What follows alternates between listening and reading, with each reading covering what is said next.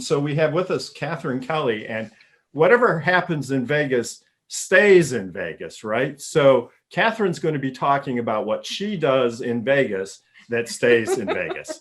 So welcome to the show, Kathryn. Tell us what you're up to. Thank you. So what we do, we host food tours, and a food tour is essentially like a city tour, and you go from restaurant to restaurant exploring the city, but through food. And so it kind of gives you a more intimate look into the city so that you get to try what the locals really like, what the locals get to see, instead of having that like really extravagant Las Vegas experience. So a lot of visitors come to Vegas and they think that there's only gaming, drinking, nightclubs, pool parties, like stuff like that. And I mean, even if you came now Sounds anyway, horrible, by the way, but I know, well, that's what the city, I mean, that's why people come to the city. And so people don't really know that anything else exists.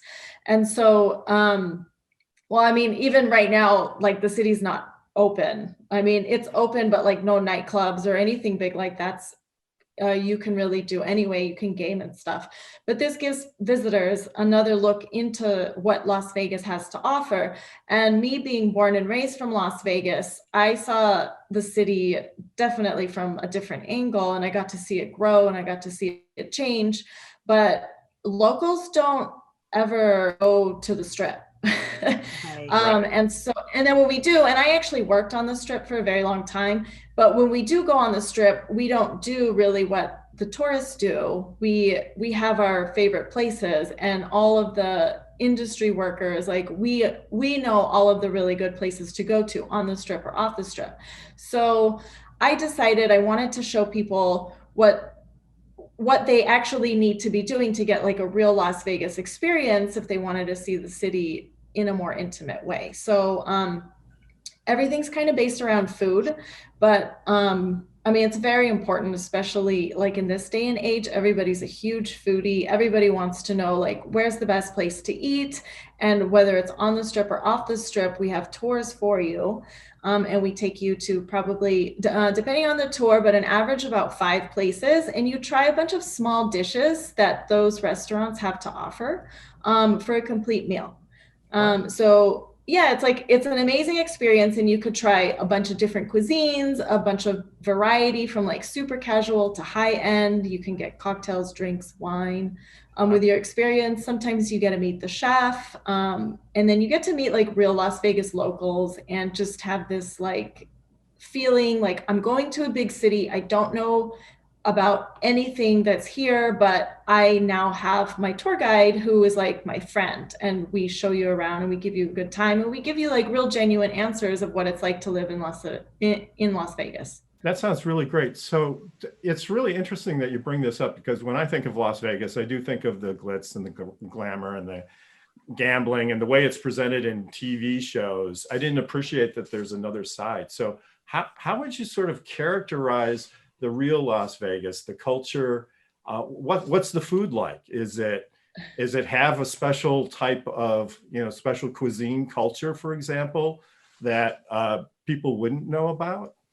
The food culture in Vegas has changed quite a bit. So when I was growing up, I remember it was all about like large portions, cheap meals. You just want to like get your food and get going. So I remember some of the places don't exist anymore, but like there was this place called the Westward Ho. It was a casino right in the middle of the Strip across from the Riviera.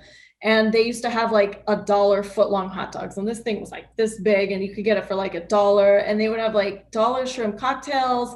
You could go anywhere and get like a breakfast for 99 cents, 2 eggs, sausage, bacon. So it was all about like best bargain. That does not exist anymore. About 10 years ago, maybe about 15, we started to see like a little bit of a change towards the celebrity dining culture. And then it was all about these huge chefs, like big name chefs, and they would super upscale high-end restaurants. And so then you kind of had this like extreme, either like you're spending top dollar for high-end celebrity chef dining experience, or you have like a super low end.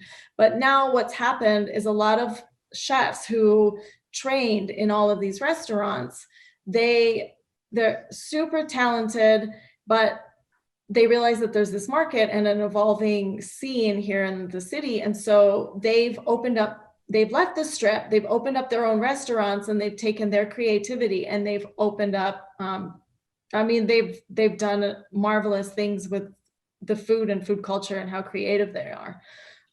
So now we have a little bit of everything. And actually Vegas, I would say now, is like locally chef driven. Kathryn, good luck on your new business venture. It's very exciting. How do you get your platform in front of your users? I mean, are you working with hotel concierges, or how do you know who's coming into Vegas so they could use your platform? We use other platforms such as like TripAdvisor, Expedia, Airbnb. And we also have a website. So for like people looking for things to do. So I would say that those are our biggest avenues for people to come and find us. Right. So how do you drive traffic to your website? That's really important. Just SEO optimization and Google ads. So those are always changing and evolving. So we're always trying to figure those out. Have you thought about reaching out to big hotel concierges? Because, you know, we're travelers and we usually rely on the concierge to tell us where to go. I would think that would be a pretty good way for you to spread the word about your services through hotel concierges. This has been done. I mean, I've tried to do this. So there are a little bit of issues because the hotels, they kind of control the market. And so if you're not going to their restaurants and staying inside their property, they really don't want to sell your tours. So it's difficult. So we do, and you just have to keep trying and pushing. But to get the concierge to actually want to sell your tours, that's difficult. And yeah, I mean, whether or not they're getting money from the back end from the restaurants as well. I know how that all works. Yeah. Mm-hmm. Well, everybody works off a commission. So, I mean, if anybody here is going to be like selling your tours, like everybody wants commission, but sometimes it's more than just that. Like they want you to stay in the hotels, and we might take them to one restaurant in their hotel, but we're going to take them to everywhere because we want to give you like an actual true Las Vegas experience, like that the locals would go to. But, you know, it sounds to me, though, that there is a market for your service for sure. And how long have you been in business, and have you served done a lot of tours?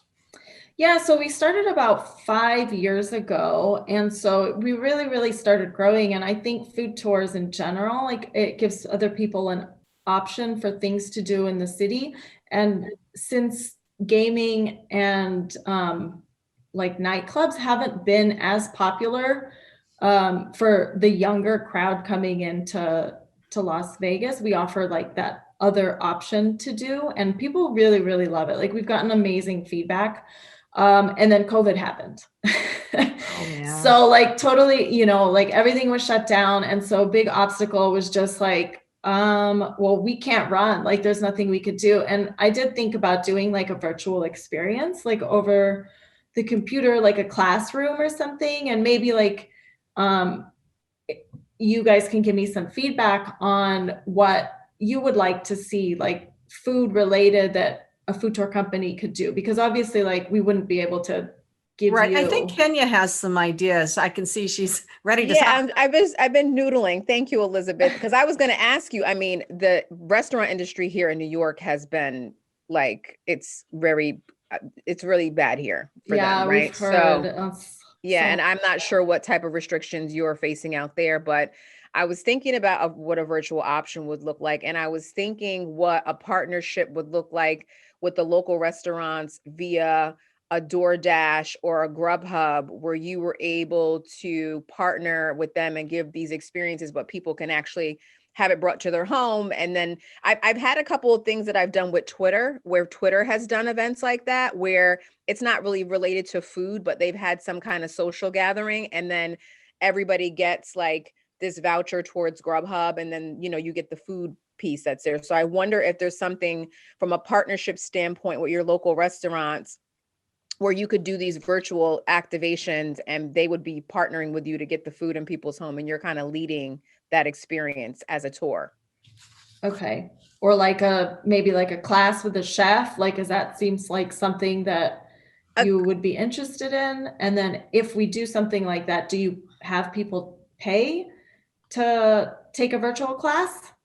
I mean, I think a virtual thing with a chef could be cool. I mean, I've seen a lot of people do that kind of already, but I've never had an experience where I've been able to try, like, I don't know, multiple things at the same time, similar to what Brienne's doing with her wine, but like on the food side, where you're able to sample different, maybe it's like Indian food and it's the best, Mexican restaurant you have. And it's like a sampling of local area restaurants, and like, you kind of get a course of 3 that you get to, try from. And then maybe a chef walks you through a tasting, and there's an educational piece plus that food piece, like just kind of making it more interactive for people. Okay. Yeah, And like then pancakes in the shape of a roulette wheel, right? right. Yeah. And I think where the Or a food, poker where I'm chip, thinking like the DoorDashes and the Grubhubs, they already have a built-in platform of users, right? So would there be an opportunity for you to leverage this following from a marketing standpoint? Like they're already talking to people who order from them all the time. And Okay. probably a lot of these local restaurants, and they don't have an interactive component to other than just the delivery piece. You know what I mean? Kenya's right, because really the beauty of what you do is you can sample a lot of different kinds of foods, just small portions. And that's what I like. It's like tapas, but from different restaurants, like each piece of tapas from a different restaurant, right? And so if you bring it to them from all these different restaurants, then maybe they sample it one night and then the next night they order, and maybe they have kids, and so the kid isn't going to want to eat the pizza or the Indian food, but the kid loves the Mexican food. So you get something for everybody, right? For sure. And I that's think great people idea. are tired of ordering out. Like I feel like when we order out, we order the same stuff all the time, but no one's marketing to us with anything different. So Great idea, Kenya. Yeah, absolutely. And so Yeah, thank Passage you. to Profit is the place for fantastic information and great Website. ideas. Kathryn, where can people reach you? You can visit our website for information on the tours at tastebuzzvegas.com.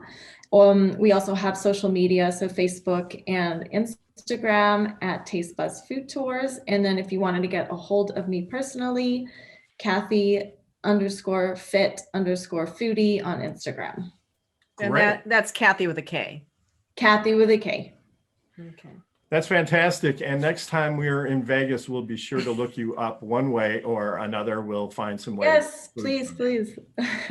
Excellent. So this is Passage to Profit, and we're in the final segment here. Stay tuned. We've got more to come on WOR 710, the voice of New York.